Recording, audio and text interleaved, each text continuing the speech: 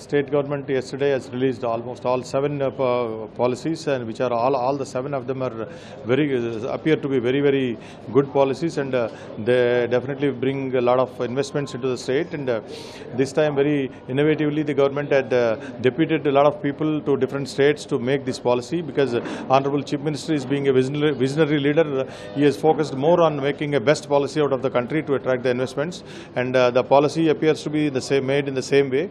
So after the announcement of the policies, we have gone through it, and we have noticed that this time majority of the policies are linked with the investment generating employment. That is one highlight of the policy, because if you look at any of the policies released yesterday, they are in the same manner.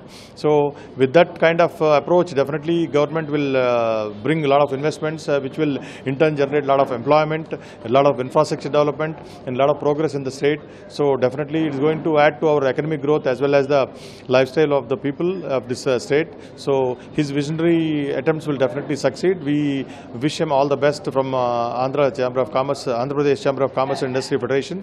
And apart from that, if you look at the MSME policies, basically he has targeted to create 22 lakh units, MSME units in the state. So that is a very high in number. So if the bureaucratic as well as the other people, they work in a normal course, definitely it is achievable. They appear to be really tall, but if the government really takes policies in a serious manner, and if they wanted to implement, definitely they will achieve the targets, and the state will definitely flourish, and we all will be very happy to get that kind of progress and employment in the industry in the state. And solar policy, they have made a very good policy, because in the recent summit also, Honorable CM has committed in the Gujarat that he wanted to see the AP state is the number one in the coming years in the green energy, and policy is also made in the same line. As we know, the Andhra people are very enterprising and very progressing people. The other day we had a meeting with the Honorable ex-Minister of Cabinet, Mr. Suresh Prabhu. We have signed an agreement with MOU with the Indian Chamber of Commerce in the presence of the Honorable ex-Cabinet Minister, Mr. Suresh Prabhu.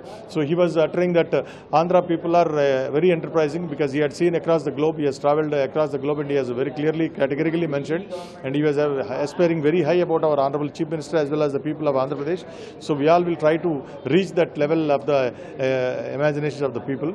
And number two, state has got a lot of skill gap right now, because employment, a lot of unemployment is there, but at the same time there is no skilled worker available in the state. So there is a big gap between the employment to the availability of the skilled labor.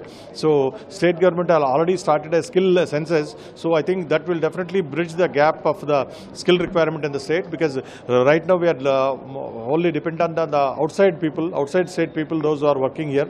So there is unemployment, but we are not able to provide the employment to the people from the state because of the skill gap. So once that skill gap is done and the proper skill training is given, we will be able to give employment to accommodate our own people, and we can definitely create a lot of employment to the state.